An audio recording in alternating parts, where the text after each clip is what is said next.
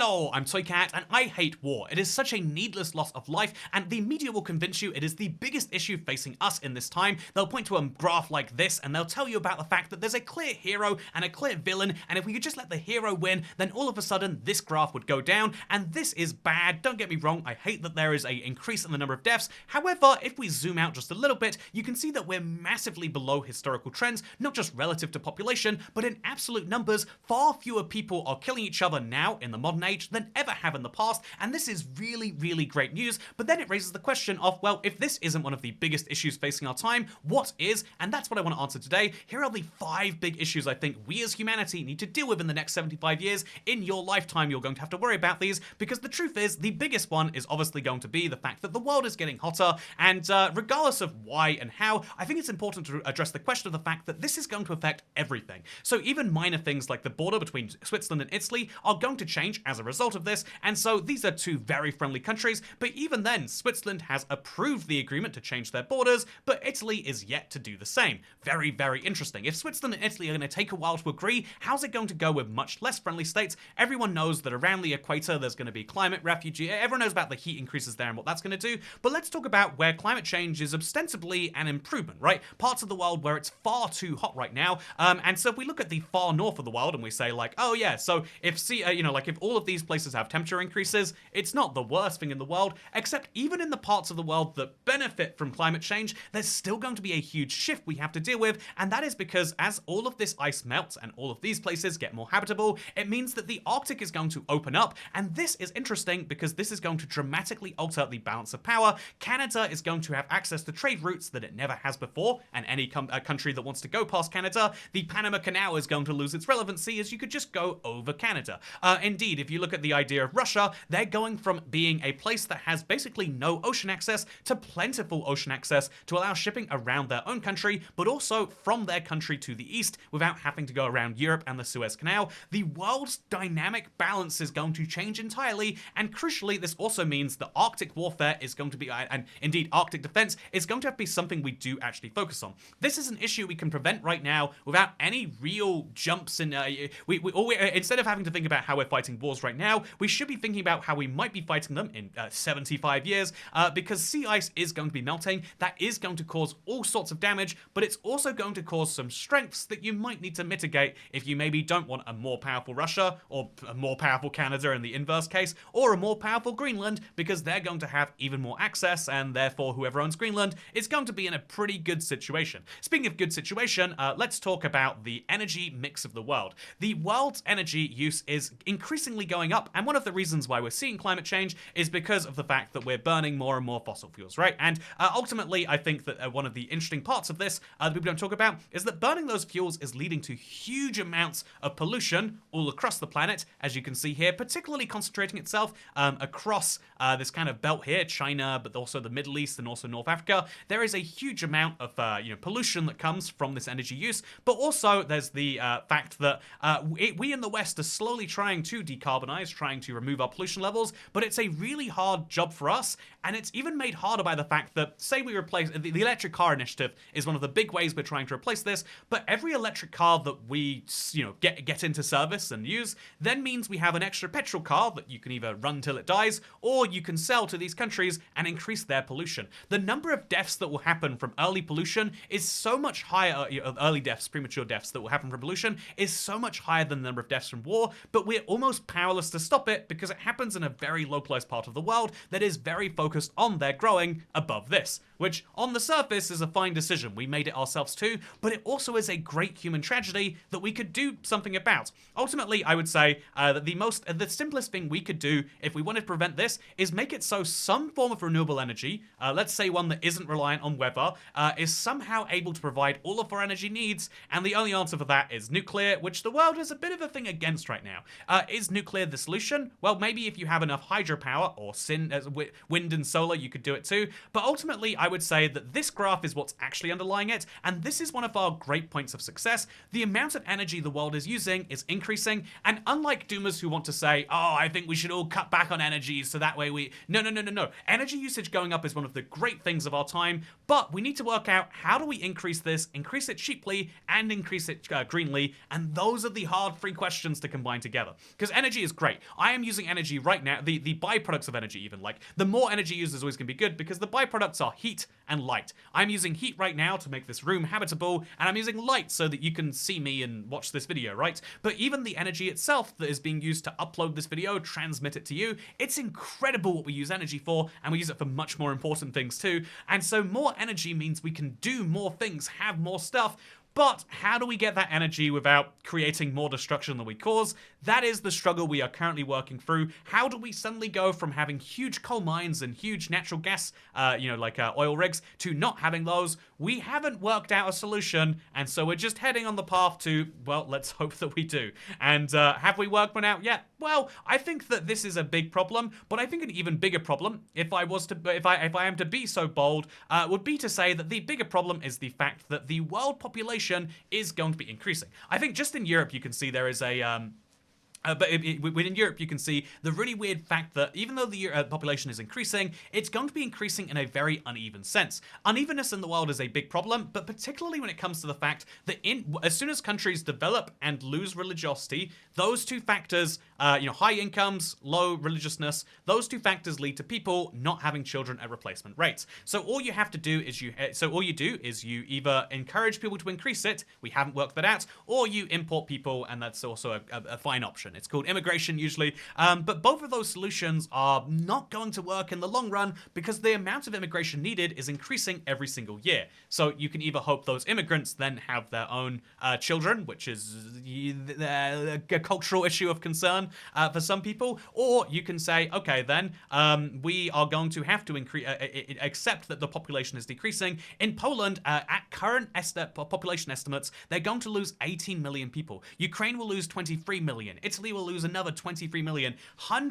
Loads of places where people live now fundamentally cannot have people living in them. Like even losing 2 million people over the course of 20 years, like some countries have, losing millions of people over that time has led to entire villages just being abandoned. How will that work when we're talking about tens of millions of people across major countries? It's a big question, especially given that right now this will also affect the balance of power. Here are the countries which have a HDI, Human Development Index, above the EU average. Keep in mind, this doesn't include all of the EU, because the EU average is obviously going to be higher than some EU countries. So if we look at this number, you can see that only these countries have that level of Human Development Index, and it's nuts when we really think about how few that really is. Like, okay, so only this percent of the world are actually currently at that like high level of income, which you're probably watching this video from. And so what's going to happen is one of two things, and they're both going to cause problems. One is, the world never catches up.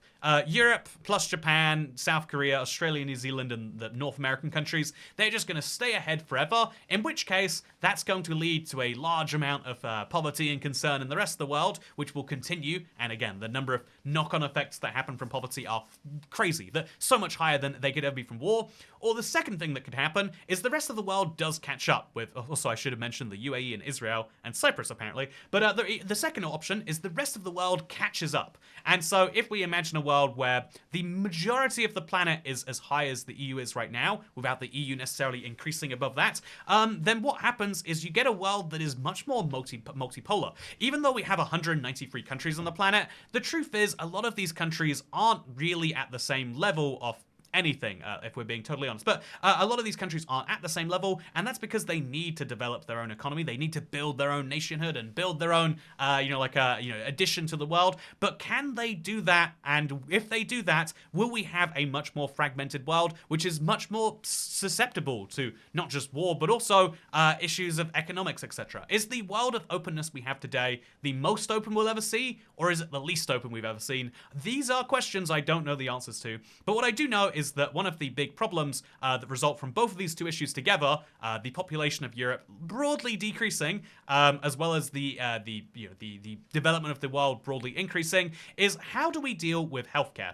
This is one of my favorite maps, and I've wanted to show this off for a while now, because everyone seems to, I think this is one of the most polarizing debates in the world, mostly because of, let's be honest, the UK and the USA. The UK has a healthcare system that we are broadly not happy with. The USA has a healthcare system they are broadly not happy with. However, a lot of people like to get nationalist on both sides and say, no, we can't, if we change our healthcare system, it'll be like the other side. The USA doesn't like the system of like everyone has to have insurance or else. and also prices are massively increased to make sure you have insurance. And the UK doesn't like the system of the government pays for everything.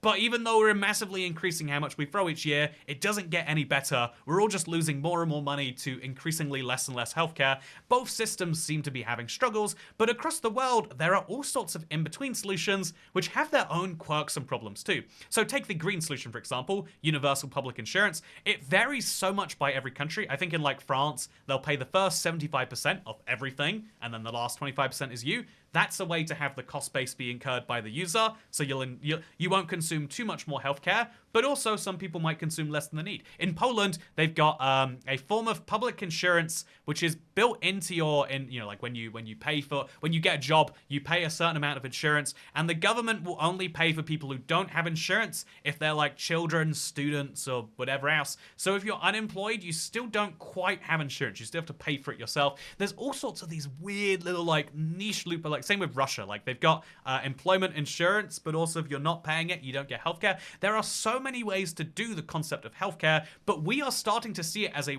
fundamental right, but it's a fundamental right that is so costly. It is costing us more and more every single year because as the population ages, and in Europe, let me tell you, it is aging, as the population ages, we don't just stop contributing as much, we also start asking for more. As an old person, I'm not only going to demand the government pay my rent and the government pay for my energy so I can keep making YouTube videos about how bad the world is, but also I'm going to demand that they pay for my hip replacement and that they pay for my my doctor to tell me that I do in fact have the sniffles and should go home. The truth is we are creating an ever-increasing healthcare burden and we have no idea how to pay for it because we're increasing that burden amongst people who cannot pay for it themselves. What is the solution? Is it in my mind, I have a little affinity for the universal single-payer system because it's what I've grown up with, but as it is increasing the drain it takes from the economy, eventually the economy can't support it. Or the same could be said for the US system. Like, okay,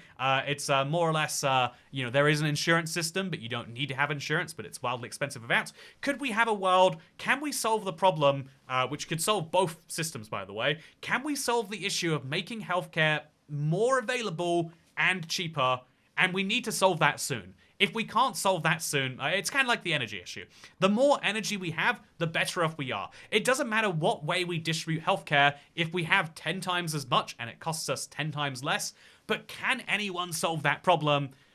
The truth is it's going to be hard. The truth is it's going to be incredibly hard. Is there a way that you can solve that problem even? Can you even solve half of that? Can you make it more available or cheaper? Or is there a fundamental capacity limit with doctors and nurses and the amount that we're training of those things?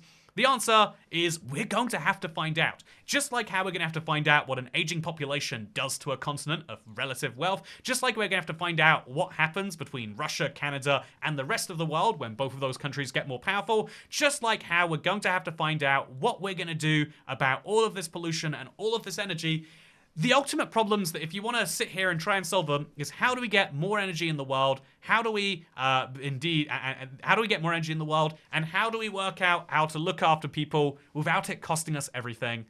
I don't know, but I hope you know. Let me know in the comments down below. And then, if you share that comment, I'll share the comment, and then we'll make societal change in no time. But these are the 5 things that scare me, and hopefully you're scared about them and not, I don't know, slight increases in war. Although, ultimately, all of these things will create the same issue of an increase in war. If we have a multipolar world, more countries might fight each other. If we have an aging population and Europe declines, more countries might decide to fight Europe. If we have a decrease in healthcare, more countries might decide to fight themselves. If you've ever looked at the stats for how many people die in armed conflicts, you'll notice the biggest increase in the last 30 years in my life, the last 30 years, sorry, not my lifetime, just before, but it's one-sided violence. This is the Rwandan genocide. The highest number of people that have died in a single year was not due to Russia, Ukraine, Israel, Palestine, Iran, Russia. It's none of those places. It's all down to a single genocide from a country. Internal political violence is, and if you look at all of the intrastate here, internal political violence is our biggest problem. And so can we solve these problems before these problems start to bomb us? I guess is the question. Hope we find an answer. But for now, second channel, don't care. Hope you enjoyed, and consider supporting on Patreon. I use the money not to improve the quality of these videos, but instead to buy kebabs. Like I'm gonna go do right now. Bye.